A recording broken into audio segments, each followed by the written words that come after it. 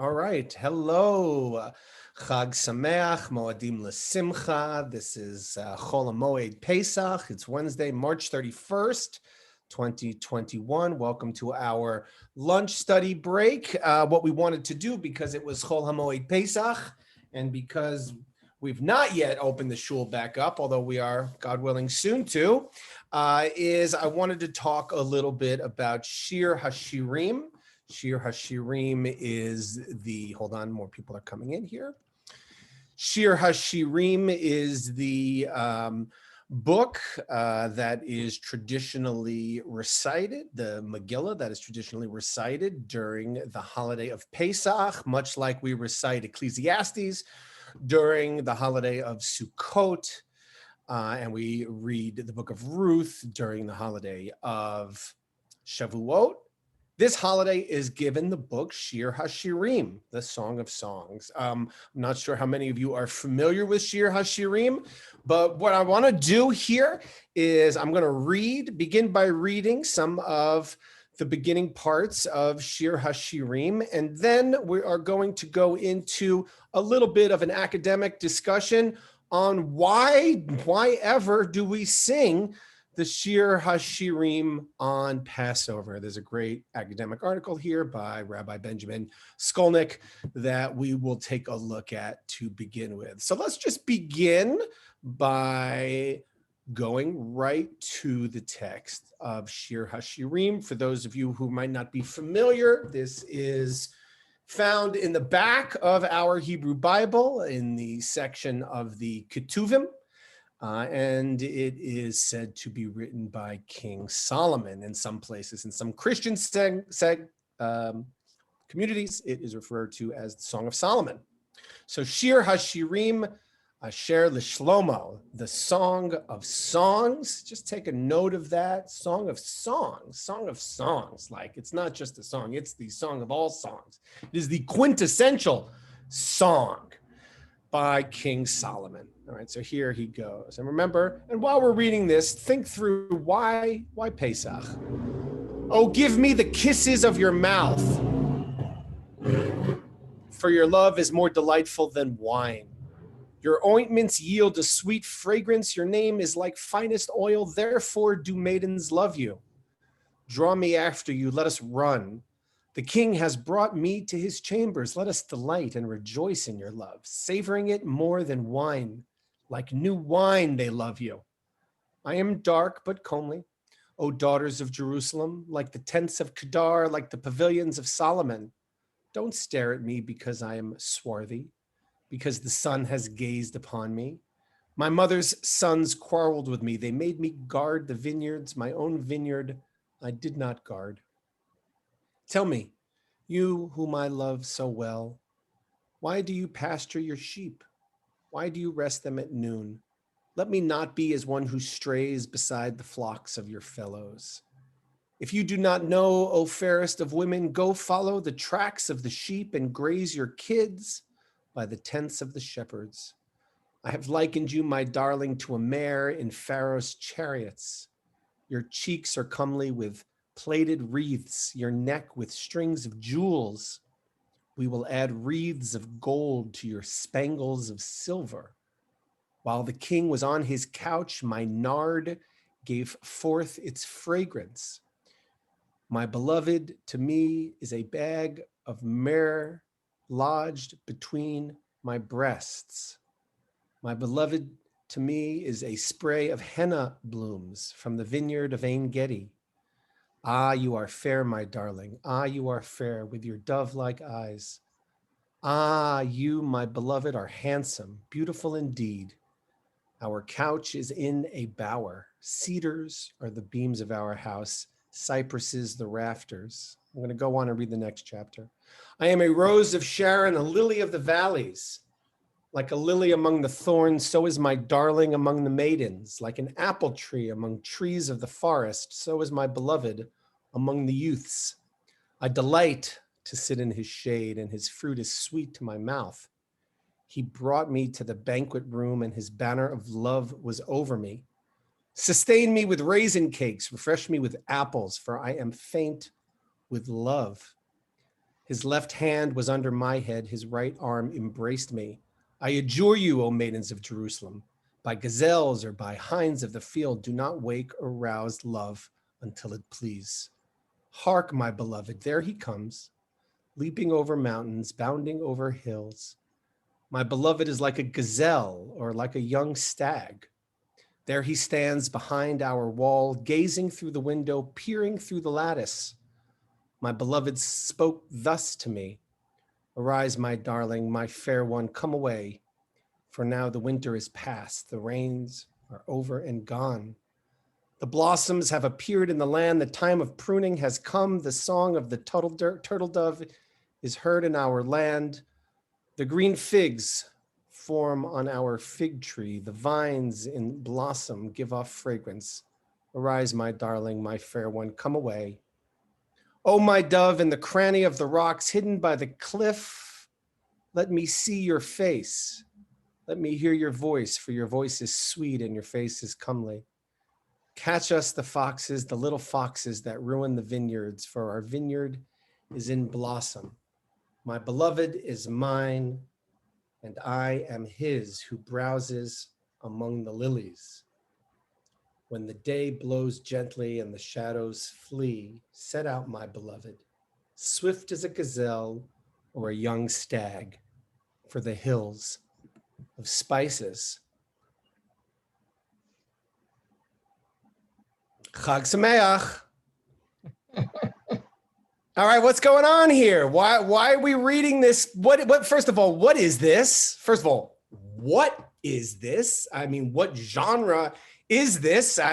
It does not appear like most of the books that we've been studying to date.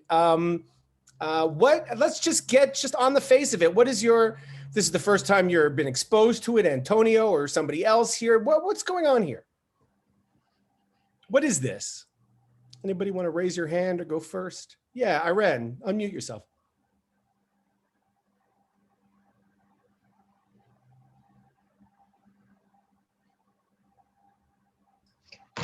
It looks like she froze. Irene, are you still there? All right, we'll come back to you, Irene. It's a love story. There you go. It's a love story. All right, it's a love story. Yeah. Between who? Between who? Is it just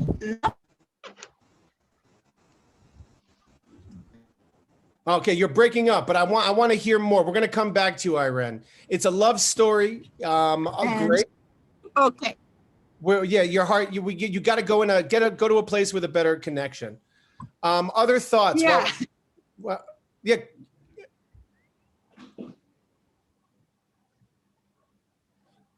Okay, Irene, we got you now. All right. I think so. Okay, who's the love story between? I thought it was the one who wrote, so it could be Solomon. Okay, so it's the author. The author is writing a love story to... It sounds like a woman, but it's not a woman, I guess. Is it You tell me. It could be God. I don't know. Well, no, just how does it read to you? Does it sound like he's talking to God? No, God's bosoms? I don't know. I think he's in love with a woman. So it feels like, okay, would you go as far to say an erotic love? Would you say erotic? Yes. Yes. Okay, great. All right, so there's an erotic love from the author towards a female. Other ideas. What's going on here? Anyone disagree with Irene that's what's going on here? Everyone, okay, so all right. Yes, go right ahead, Don. I do believe it's with God. I would say the female aspect of God, and that he brought it down to a very physical level. Does it bother? Okay, so let's stay with that for a bit. Does it seem sacrilegious to be conjugating? I don't even know if that's the right verb, with God in that fashion? I don't think so. Yeah. I think one's relationship with God would be as intimate physically, emotionally, spiritually, and every faculty that we have can be connected to God. Beautiful. Thank you, Don. Judah. Yeah, so it appears to be, as Aren said, a love song written by a man to a woman. And so this jumped out at me, the second to last line that you read from chapter 2. My beloved is mine and I am his. Yes. Anila Dodi Vidodi Lee. That's right. Not hers, his. That's right. My beloved is mine and I am his who browses among the lilies. So there's this sort of gender fluidity, this gender switch. Well, as a gay man, I wouldn't say gender fluidity. I would just say gay.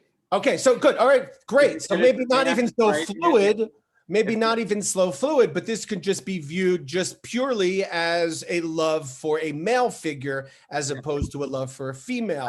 I don't think when it was written, they had to introduce themselves as he, him, or her.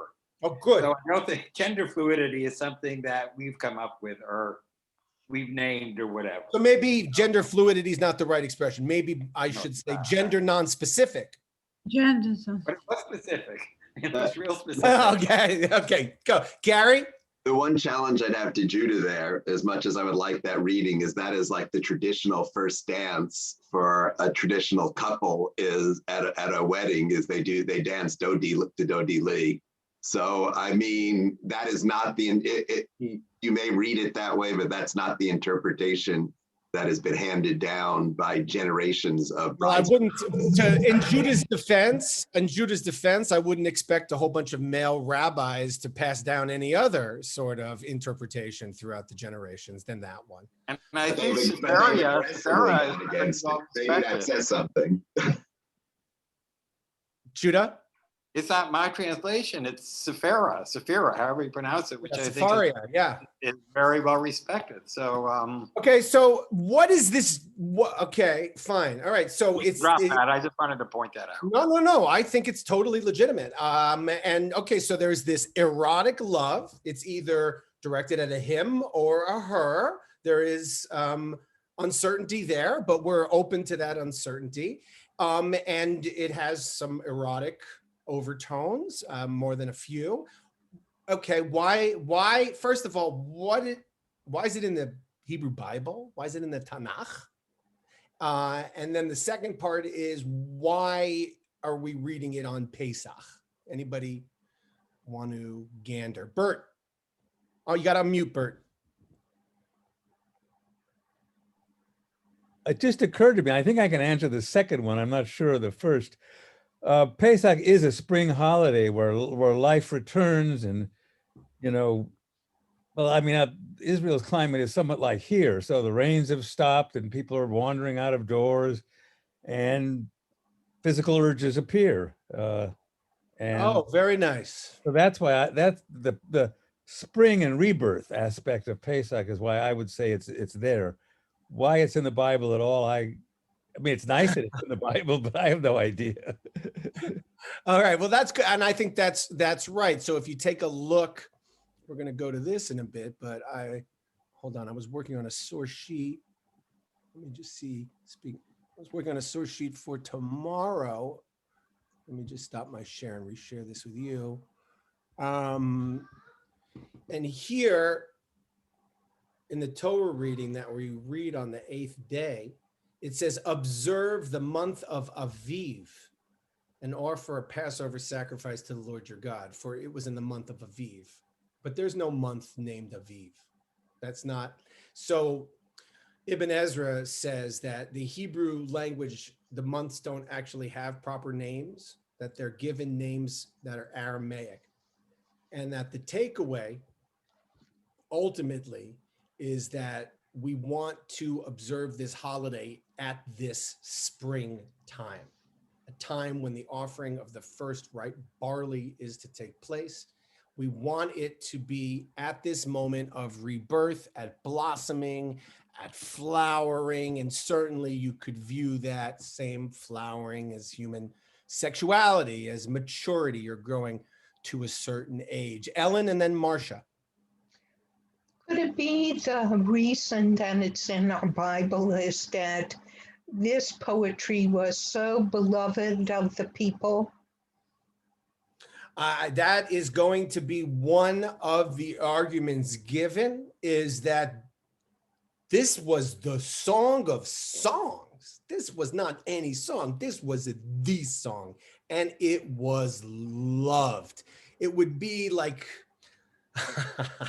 by any song I come up with I was gonna say, it would be like not including Stairway to Heaven in a rock and roll catalog, right? So it was just, this is the song. How do you not include it? I mean, I don't know what's going on, with the angels and the seraphim and the Stairway of Heaven, but we have to include the song because it's the song of songs. I think that's a part of it. I think that is a big part of it. Marcia?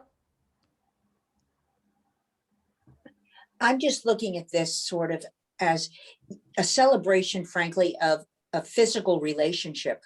Good. And how juxtaposed to other faiths, which may not have been going on at this time, but where sex is forbidden, and this and having, and certainly you don't glorify and celebrate intimate relationships, how this really stands out as a celebration, frankly, of physical love. And that's right. And we're very good. And that takes me nicely into the academic article, which is why are we, basically to answer or address Marcia's question, this is a physical representation of this sort of love that we as Jews don't shy away from. We make holy sexual relationships, and we also don't even shy away from it as, well, we'll see, as an analogy, is it a metaphor? We'll see what we call it. So let's go into Rabbi Skolnick and see what he has to say. So that Jewish tradition associates Shir Hashirim with Passover is a quaint fact which is often cited but rarely deeply considered. Well, that's what we're here to do. It would seem that if we read the Shir Hashirim as an anthology of erotic love poetry, the best we can do is mention the references to spring. I think someone here said spring in the biblical book, and referred to Passover as the major festival of that season. As I just showed you, have this festival in the month of Aviv. So he has to be in the springtime. As Isaac Klein put it, on the Sabbath of the festival, it is customary to ring the Shir Hashirim with its descriptions of spring.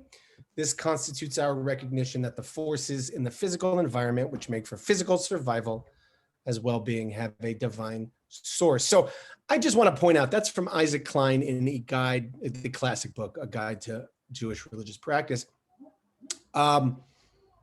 If I were to say that was if I would have read you those two chapters and then given you that as the reason, I'm not sure it would be sufficient, all right? So Rabbi Skolnick understands that and says this is a rather perfunctory and somewhat forced connection between the festival and the biblical book. It is true that the Song of Songs contains a famous and beautiful passage about the spring. My beloved spoke thus to me, arise, my darling, my fair one, come away. For now the winter is past, the rains are over and gone, the blossoms have appeared in the land.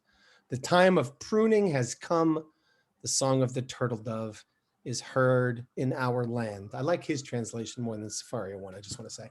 But it would be easy to find other passages in other, come on, we can find spring is everywhere. So since it is the Midrash that furnishes the missing link between Passover and the Song of Songs, it's necessary to read the greatest rabbinic source and most meaningful commentary on Shir Hashirim, which is Shir Hashirim Rabbah, which is the classic Midrashic work on this book. In order to fully appreciate this work, it would seem that we must leave the usual modern literal reading of the book aside and retrieve the now discarded notion that the love expressed in the Song of Songs is an allegory for the love between God and Israel. Now this, Rabbi Skolnick says, was impossible for the modern reader, not for Don, but impossible for the modern reader. Robert Gordis writes, the allegorical theory has been generally abandoned by modern scholars in its traditional guise. The problem with the allegorical approach is summarized by Father Andrew Greeley.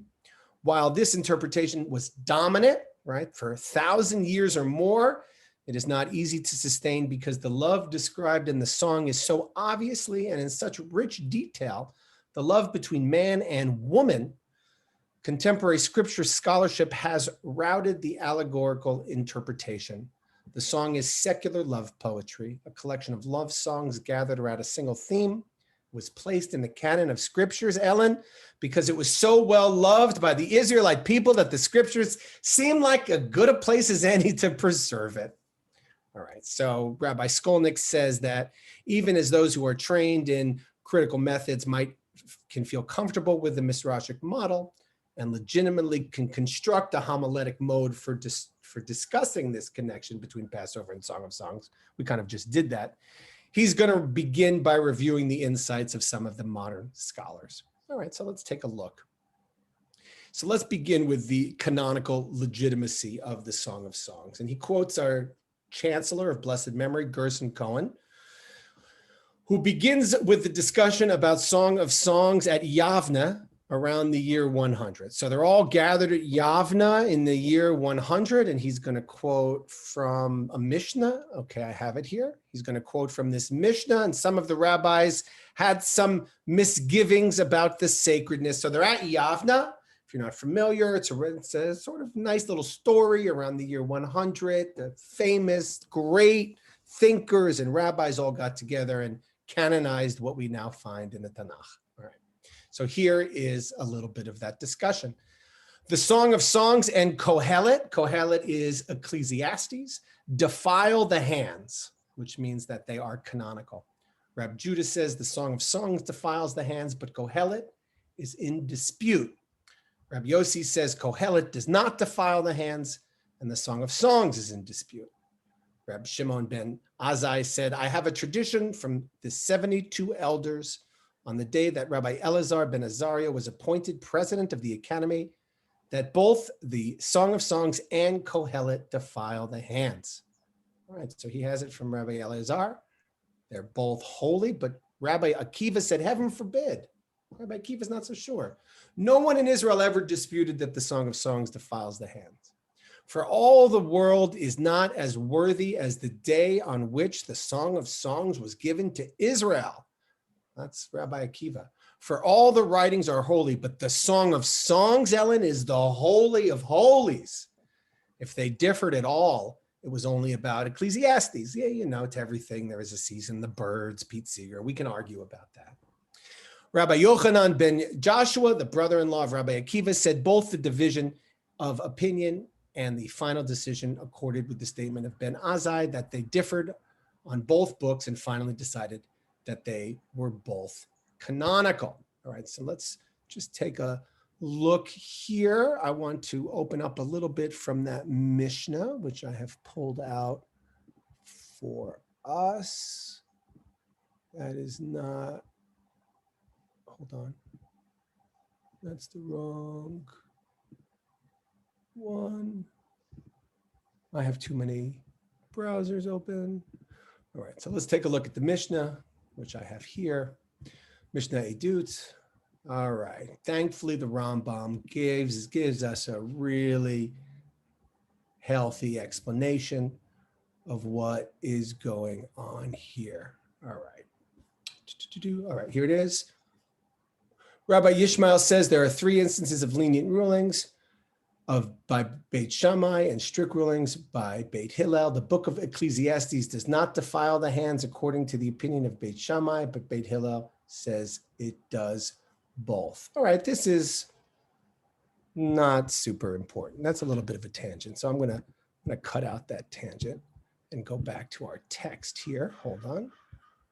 Basically, I just didn't want you to be confused about the defiling of the hands. Oh, that's what it explains there. What is the defiling of the hands? I remember why I wanted to show you this. It's because the scrolls were put next to the offerings. It's because the scroll this is quite the reason. According to the Talmud, the reason is that people used to put the scrolls into arks with truma food, reasoning that they were both holy. Mice would come and eat the food, and they would destroy the scrolls. By decreeing that the scrolls would defile the truma, people stopped this practice. So if you wanted to know what it means by defiling, that is the origin. It's because the mice would eat the scrolls. Gary. This is a little off from where you are now, but I'm always. I'm already off. I've already followed the tangent. I'm always thinking like 5 steps behind. This is something that you said earlier about Mechaye Hamitim. That was just to you, but yeah. But it seems to, one of the teachings I learned this year, which maybe should have been obvious, but it was a revelation to me, was when we do the Passover Seder, there's the before the meal and the after. And before the meal is Seder Shel Avar, Passover of the past. Afterward is Pesach Shel Atid, Passover of the future. Why do we celebrate? You know, we don't do Tachanan supposedly all month in Nisan because of the upcoming redemption. What does redemption mean? By reading Shir Hashirim, we're trying to make redemption physical. I mean, that's why we talk about Mashiach in the second half of the Seder. So it's all to bring us into context that this redemption is not going to be a spiritual redemption, but it's going to be total body and soul. And that's why Shir Hashirim is so physical and so actual. So that's exactly where Rabbi Skolnick is headed. And so, but he goes on, he says, since the rabbis had common sense, how could they have thought that these pieces of erotica constituted, as Rabbi Akiva claimed, the holy of holies, right? So it's a little bit too erotic, right? The rabbis were horrified by fertility quotes, by idolatrous rites, by prostitution. How could they condemn the representation of God by any image, speak about, we would probably refrain from talking about God and image in general. Would it not have been better to stay away from a book that, when allegorized, portrays a love between God and the people, which seems so close to a love portrayed by pagan myths and rituals? So a key distinction between Israelite and pagan portrayals of divine love is that no pagan culture speaks of God as a husband or as a lover of his people. Israelite religion and its radical monotheism demanded that the people's absolute fidelity to the one God. In human terms, there was only one relationship that reflected the kind of fidelity, and that was a woman's vow of loyalty to her husband.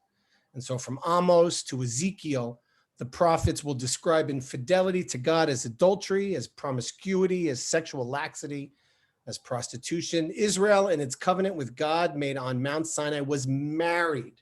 We are married to Hashem in a covenant on Mount Sinai. God, as the husband, was explicitly jealous of any infidelity on the part of his wife or his spouse. And certainly we know this if we take a look at the book of Hosea, right? We certainly take a look at the book of Hosea. Here it says, the prophet Hosea, call your brothers my people and your sisters lovingly accepted. Rebuke your mother, rebuke her. She is not my wife and I am not her husband.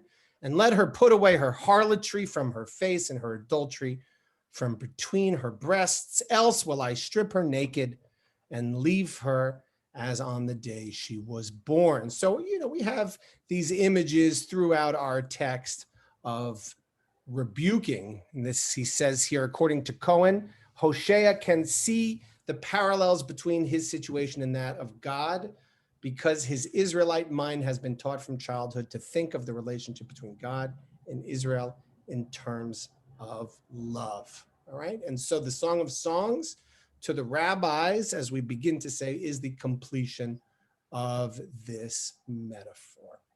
So this explains how the Song of Songs could have been canonized, but we still have to determine why the work was published and allegorized at the time that it was. He says here, both the Song of Songs itself and the allegorical interpretation emerged under Hellenistic influences.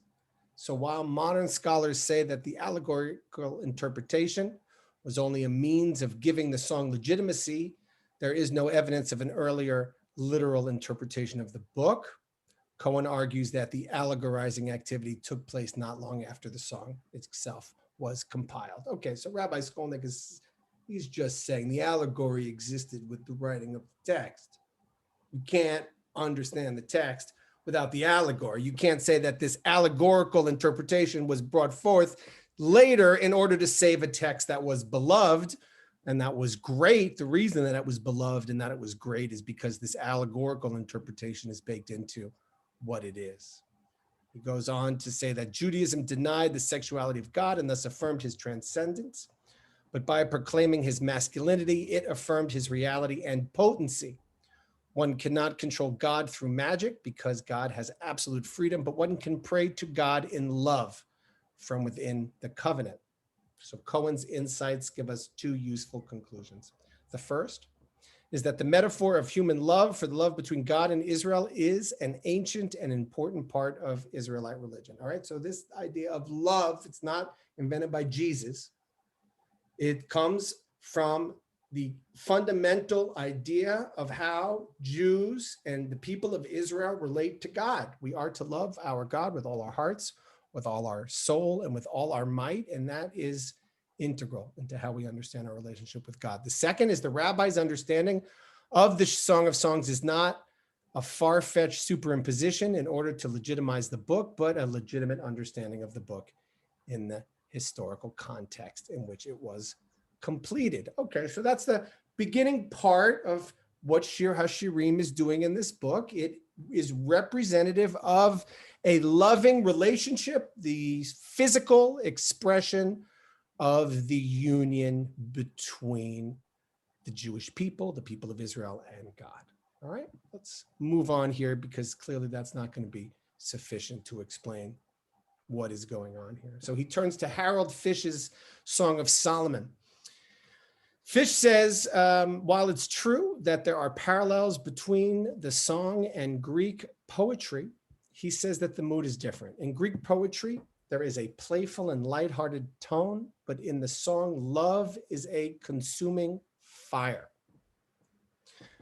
Fish describes love in the Song of Songs as a struggle, where the longing is more central to the song than the fulfillment. The metaphor used is the search for the beloved. By night on my bed, I sought him whom my soul loves. I sought him, but I found him not. This incremental repetition of I sought him, portrays this yearning.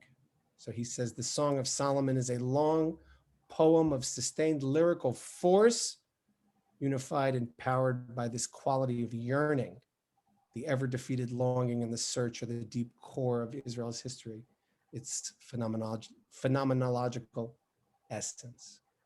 So Fish does not only mean Israel in the allegory searches for God, but also that we as the readers, what we're doing right here, we are asked to search for meaning. And Fish said, since there's no shot of a dream, right, there are parts of this that are totally dream experiences, and pshat means literal. Because there can be no literal interpretation, there's no plot, and there's just a free flow of images and changing symbols.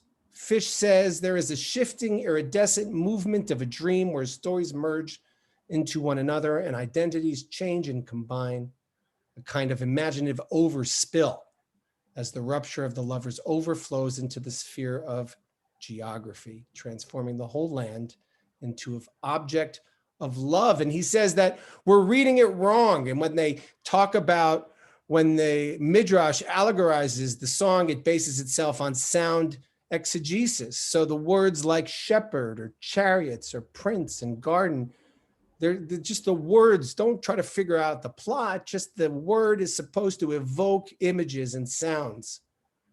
So make a modern reader, it says the modern readers of the Song of Songs, just like our ancient counterparts, can help but make those connections to the other passages. And we're supposed to make those connections, is what Fish says. All right, so he says that's what this is about. That's what the book is a part of, is based on, right? He says here, other scholars would go farther than Cohen and Fish and suggest that the Song of Songs is actually a type of post-exilic midrash, which was constructed from a mosaic of biblical motifs and was intended to be read as a prophetic allegory of God's love for his people. But even if that's pushing too far, we can say it's certainly true that the Shir Hashirim had an extraordinary hold on its readers. Allegory is a way to explain that devotion, plurality of meanings, and intensity of the book. All right, so we like the allegorical reading here. Does it work for us? I know it works for Don. Does it work for any of us? Yeah? No, Ellen, not for you. How come? I definitely have times when I feel a great love for God, but it isn't this kind of love. This is too what, base, crass? No, I don't find it that at all, but it's too sensual. It's a different feeling. So when it says you shall love your God with all your heart, with all your soul, and with all your might, that doesn't include sexuality? Not for me, not any more than my love for my son and my grandchildren. Very good. Beautiful. Wonderful. Thank you, Ellen. Gary. You know, I'm surprised, but I'm having less problem with a discussion of the physical in the love. And I like that part of talking about the relationship between husband and wife, because I'm forgetting where in Torah, but there's one part where the Jewish people go against God. And I remember being surprised because when you're reading it, all of a sudden it's talking in the feminine. And you're like, why is he talking about Jews in the feminine? You realize he's relating them to prostitutes, zonah, which are feminine. So when Jews rebuke and they try to break the covenant, they're seen as promiscuous. So if we're going to talk about the time when we are supposedly be redeemed, it's the one when we come together. So it would be expressed in the same kind of physical way. I mean, it kind of works. Yeah, I think that's what I think it's Rabbi Cohen is saying. Irene. You got to unmute. Yeah, I'm wondering if they are somehow talking about a passionate love for God that never gets consumed. You always Yearn for, yes, never consummated. yearn for.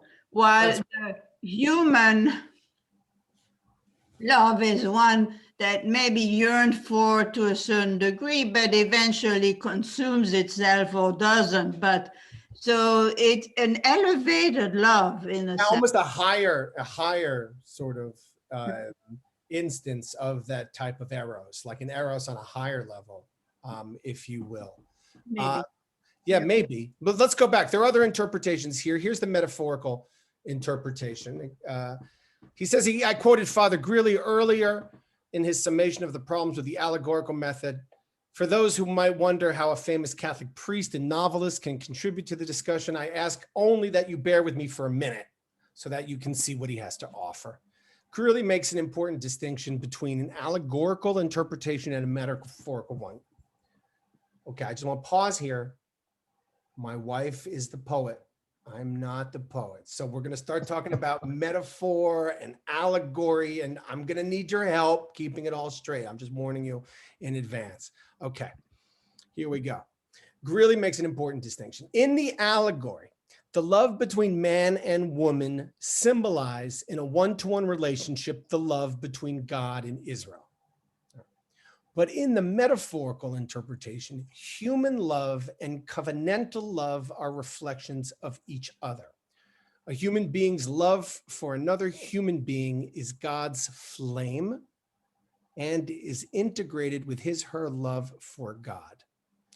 Thus, at the end of the song, the woman describes her love for her man as being like Hashem's flame. The love between them will not only be as strong as death, it will be as strong as Hashem's love for his people. Right? It says love is as strong as death. So the song then can be seen as a reverse metaphor. Okay, reverse metaphor. Or perhaps better, a double metaphor. Not only is God's love like human love, the author is implying, but granted that our love, yours and mine, is like God's love. I'm going to read that again. Not only is God's love like human love, the author is implying, but granted that our love, yours and mine, is like God's love. So our love is like God's love. Not only is God's love like our love, but our love is like God's love. Gary? That's an old hand. Anybody want to comment on that? All right, so let's keep going then. Once God has approved of the metaphor, human love must be seen as sanctified because it is like God's love. In her world, secular poetry and sacred poetry cannot be sharply divided because the secular is an image of the sacred. The song then can be interpreted as implicitly religious from beginning to end precisely because of the metaphorical relations between the two loves. But unlike the allegorical interpretation, the metaphorical interpretation does not interpret away human love. Rather, it sacramentalizes it. Human love is a hint of divine love, and divine love is a hint of what human love can really be. For me, this is one of the most beautiful statements ever made about the Song of Songs. What do you guys think about that? Anybody want to comment on Greeley? Anybody relate to that? Anybody feel that? All right, maybe we don't love Greeley as much as Rabbi Skolnick is very enamored with it. And he goes on to then Danny Boyarin, because he wants to take a look about the Midrashic interpretation. And he says, Danny Boyarin has furthered our understanding of the Song of Songs, Rabbah, in an important way. Boyarin, people know Professor Boyarin. Boyarin distinguishes between allegoricis and midrash. Allegory, this reminds me of like modus ponens and modus tollens. Allegory creates correspondences between texts and their hidden meanings. Allegory creates correspondences between texts. Midrash is a way to read so that the original revelation is revealed. So allegory is a creation of correspondences between texts and their hidden meanings, but midrash is a way to read so that the original revelation is found. That means for the rabbis, the Song of Songs is not so much an allegory on the relationship between God and Israel as it is itself a midrash on Shemot, on the book of Exodus and on the Passover. King Solomon wrote the Song of Songs as a passionate, poetic interpretation of the epochal event of the Exodus. The book is read by the rabbis, Boyarin claims, as a mashal, a parable, written by Solomon to be a hermeneutic key to the unlocking of the book of Exodus. So the Song of Songs is not an allegorized into meaning something it didn't originally mean. It is not interpreted very differently. The Song of Songs is a series of readings in figurative language of the text of the Torah. Song of Songs Rabbah explains how the Song of Songs interprets the Torah. And here is a passage from Song of Songs and a passage from Song of Songs Rabbah that explains what, according to the rabbis, it means. Okay, does everyone follow me here? The Midrashic interpretation is not allegorical because allegorical is we're trying to create connections between two texts and what lies beneath it. No. The Midrash is saying this is what's actually happening in the book of Shemot, and that there is a code in the Song of Songs that can be applied by us to better understand this union that happens between God and the people of Israel after the Exodus and at Mount Sinai. Gary. Well, I think Ernie and Marilyn would be horrified about what I'm going to say, but the Boyarin there is interesting because one of the things you always say during the Passover Seder is we're not supposed to remember the Exodus as if it happened to our ancestors, but that each and every one of us left Mitzrayim. And one of the explanations for that was that we were all at Sinai and we all received Torah. So if Midrash is unlocking that meaning, then us in using Midrash are using our own voices to experience what happened at Sinai to each and every one of us. And hence, you make the connection. I guess I am unlocking for you. Right. I am unlocking for you what they felt back then, and the Shir Hashirim is a code text to help me unlock it for you in your heart. I think that's what he's saying. Yeah, and it gives you voice to do that because it's part of the Midrash is unlocking the text for you who experienced it there. Yes, as opposed to it being something that happened way back when. Yeah. I like that. Irene. Why would you work so hard on allegorizing things If you can just midrash it and be closer to the truth. Well, it takes a little hubris to say that this is the original intent, and I have a code to unlock the original intent of the divine author. There's a little hubris involved there, as opposed to, I guess, the more appropriate academic allegorizing between two texts. I think that's what it's about there, Irene. Okay, thank you. But let's go back, because so now what he's going to do is he's going to take a text from Shir Hashirim and then from Shir Hashirim Rabbah to show how this is done. Here's the methodology for it. He's got a bunch of these here. We don't have time to go through all of them, but we can take a look. Okay, so here it is, 2:14. We read this. My dove is the cleft of the rock in the hiding place of the steep. Show me your visage. Let me hear your voice, for your voice is lovely and your visage is beautiful. All right, so what does that mean?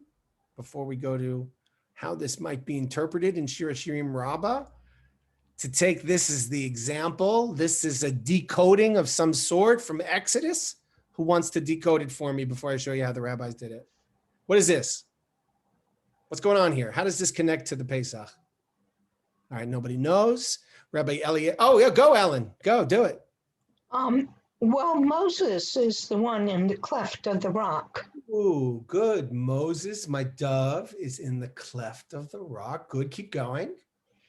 And Moses asked him, show me your visage. Oh, very good. Let me hear your voice. Oh, very nice. Look at that. I love it. Perfect. I don't think you could do any better than that. Let's see what Rabbi Eliezer comes up with. Decoded the verse, in the hour that Israel stood at the sea, my dove is in the cleft of the rock, in the hiding place of the steep, that they were hidden in the hiding place of the sea. Show me your visage.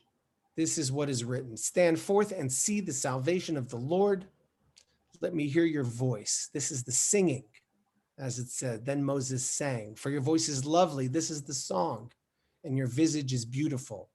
For Israel was pointing with their fingers and saying, this is my God, and I will beautify him. I like yours better, Ellen. I'm kidding. The rabbis claim that the verse in Song of Songs refers to the passage through the Red Sea. This is them walking through the Red Sea here. And in the Song of Songs, the beloved calls to his lover to come out of hiding and show her face.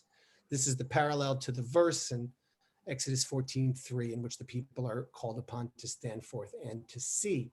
But even before Boyarin, here you go, Gary, Shaul Lieberman himself, the great Talmudic scholar from the seminary, taught that the Song of Songs Rabbah consistently sees Song of Songs as referring to either the crossing of the sea or the revelation at Mount Sinai. So this is a referring, this is, I don't know if allegory is not the right word. This is the physical expression artistically of what happened in that relationship between the Jews and the people of Israel. I was just watching The Prince of Egypt, not a shocker, where I was just watching The Prince of Egypt with my kids, and the artistry for when they walk through the sea is just stunning. They've got the whales on either side of them, which is very cute. And it's just an amazing thing to behold. And you just can't help but wonder, like, can you imagine walking through this open sea and what that experience must have been like? And there are lots of different metaphors that you can use in terms of going into an ocean and mingling with divine forces and being in space they're not supposed to be and enveloped in this heavenly, this divine protection. The Song of Songs is either representing that or the experience of revelation on Mount Sinai. So for Boyarin, the reading method of the rabbis is not allegorical, but intertextual. It is true that the theme of the midrashic and the allegorical interpretations is the same. It's the love of God for Israel. But Boyarin's distinction is crucial. We are trying to understand why and how the Song of Songs could be connected to Pesach. While Boyarin does not, as far as I can see, even mention this connection, his insight into the midrashic interpretation of the Song of Songs allows us to see the relationship between the festival and the book in a very clear light. the Song of Songs, according to a rabbi, is a text which describes the very events that Pesach celebrates and commemorates. To read the Song of Songs, Rabbah, is therefore to read a kind of Haggadah for Pesach. Haggadah for Pesach. What do we think? We buy it? Shir Hashirim is a Haggadah? A sexual Haggadah? Yes, Irene likes that. And for some of you, thinking of metaphors brings us back to high school and makes our heads hurt. I get it. All right, so he's going to go on here. He's going to summarize here for us. Cohen shows that the allegorical interpretation of the Song of Songs is part and parcel with the biblical metaphorical tradition, saying nothing new about viewing this as allegory. Fish shows that the poetry is so elusive that it has to be allegorized. Greeley says that the adds richness to the allegory by showing that human love and divine love are metaphors for each other. Boyarin shows that all of these discussions of rabbinic allegory does not fully comprehend how the rabbis see the Song of Songs. They believe that it was itself written as an interpretation of the Exodus event. So now he wants to turn to, I think we'll have time for like one or two of these. Turn to Shir Hashirim Rabbah as a treasure trove of material for the transmission on Pesach. So he says here, Jacob Neusner translated Shir Hashirim Rabbah into English, and he confirms what others have concluded, that Shir Hashirim Rabbah is not about the Song of Songs. While he does not mention the connection between Passover and the biblical book, his translation and commentary are useful, as is his unmistakable love for the Midrashic commentary. So he's going to use his translation of the passage as follows and briefly suggest homiletical ideas in between the citations. One thing that you guys didn't mention that I thought would be interesting as we read through this was, this is clearly written by a rabbi, because he's just looking for homilies here, which is why I like it. He's just like, and I particularly like his little review. Cohen adds this, Fish adds this, Greeley adds this. It's very nice rabbinic sort of overview of what we can and we can't use. So here he takes here 2:8:1. You must participate in your own rescue. Hark, my beloved, there he comes, leaping over mountains, bounding over hills. Now this is from the Midrash. Rabbi Judah says, the voice of my beloved, right? How are we going to read this, Ellen? This refers to Moses. When he came and said to the Israelites, in this month you will be redeemed, they said to him, our Lord Moses, how are we going to be redeemed? And did not the Holy One, blessed be he, say to Abraham, and they shall work them and torment them for 400 years. And now we have in hand only 210 years. He said to them, since he wants to redeem you, he is not going to pay attention to these reckonings of yours, but leaping upon the mountains, bounding over the hills.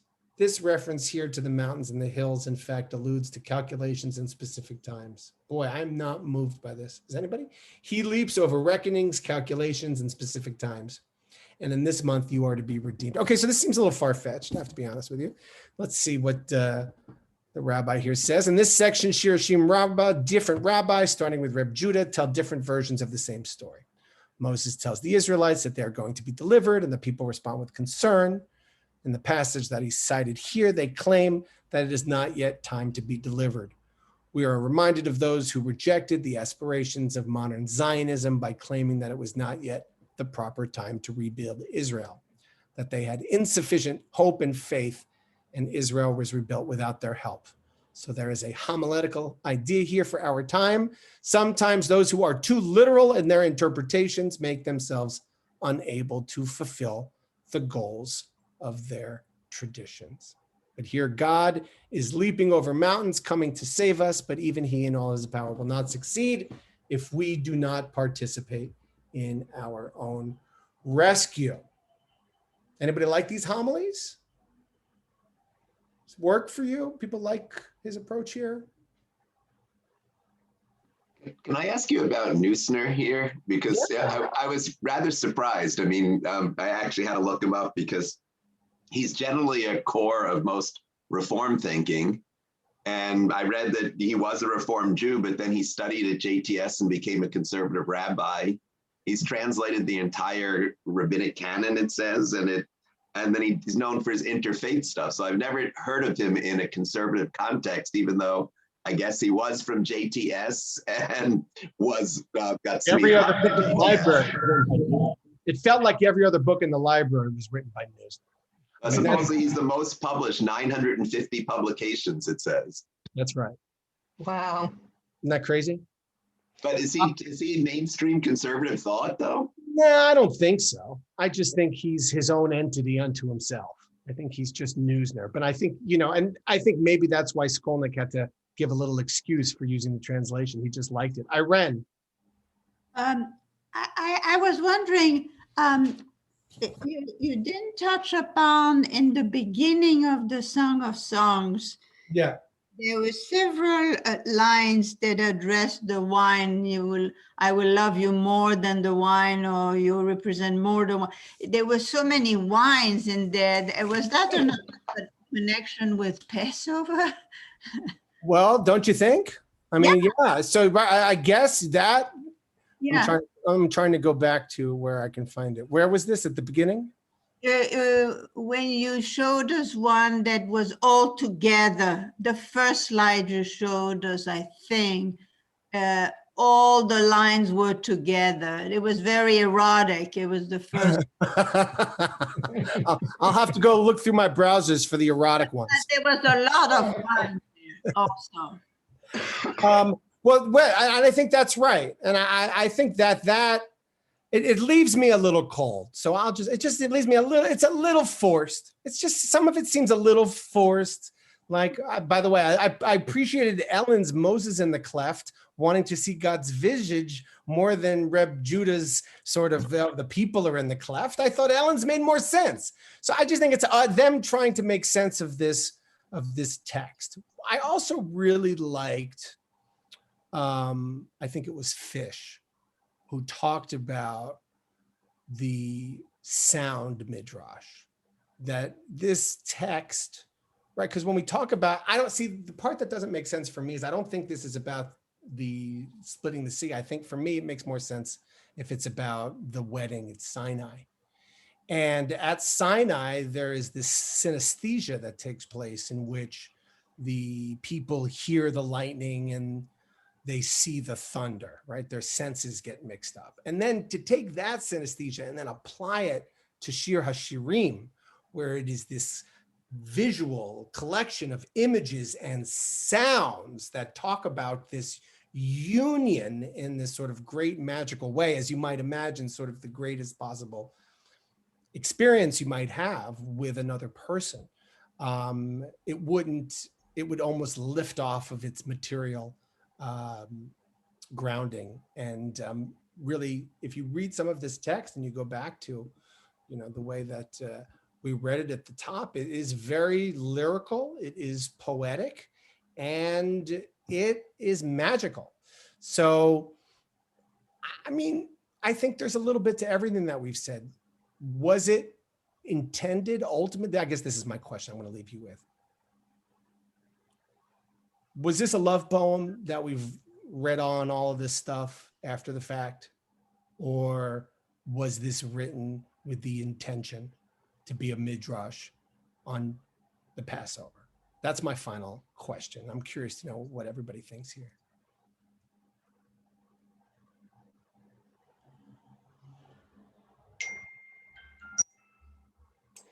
Why can't it be both? I guess it could be both. I guess it can be both. There's no keeping it from that. I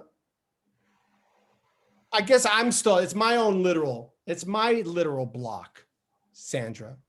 I'm trying to make sense of it. I'm trying to put it in a box or in a category. It's either this or that or this or that. And the rabbis want to put in this box and that box and this box. And what you're saying is you can't do that. Especially with quantum, and especially with love. Yeah. Right.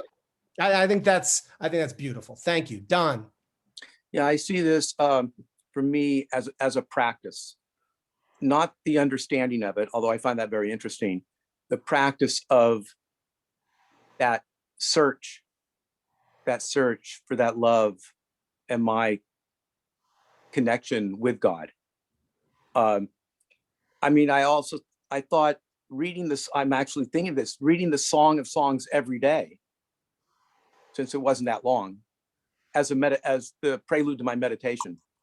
Oh. And then for the experience, see, I'm only interested in not the understanding of it so much. I want the experience of that. Yes. Of what was Yes, read. and I think we Jews get hung up in experience. the intellect. We Jews get stuck here. That's right. Yeah. So that's what I want. I want that experience. And then I think if I ever get that experience, when one does, it can't be explained. You have it as your experience. And then I notice too, if I have that experience, or again, as I get closer to that, then I bring that love to my wife. That I can't have love for my wife, for me, without the love for God first. I got to have the love with God. I bring it to my wife. I bring it to my son. I bring it to my life. But without the love of God first, the rest is just interesting, but not where it's at. Not eternal. Not eternal. Yes, that's it. Not eternal. Beautiful. I mean, beautiful, Don. Thank you. Irene. Oh, I was just simply going to say, even though it's beautiful, and I guess it means what Don feels, where does it put atheist? It's gonna. Where does it put in someone who doesn't believe? Well, then I would ask, what are they yearning for? Do they have a sense of a yearning inside of them? Exactly. I think that's I think the connection, and it's aspirational. We don't have. I think an atheist thinks that a believer has a God, and we have it up on our shelf, and we understand what it is, and they don't. No, but that's often a straw man. That there's a similar yearning, a basic human yearning towards something greater than merely who we are. And you can express this as capturing that. And I don't even have to prejudice where it goes for you. That's how I might approach it. Any other comments? That was really lovely. Thank you for all of your contributions and your participation. Tomorrow morning, at 7:15, there will be Minyan, which will be followed by a Yizkor sermon. I'll be giving a Yizkor sermon. It's traditionally done on the final day of Passover. We are going to be doing it tomorrow because of COVID, so that everyone can join on video. So that will be 7:15 until 8-ish, 8:15-ish will be the service, followed by some remarks by me, followed by the Yizkor service. So I hope you all join us tomorrow for that. And then, of course, we'll have Friday night service this week, which will be led by Gary. Who's leading services this week? Me. I'm leading Kabbalat Shabbat service this Friday night. So I look forward to everybody. So please, you're now obligated to come and to join me and to sing this Friday night. I look forward to seeing you. Take care.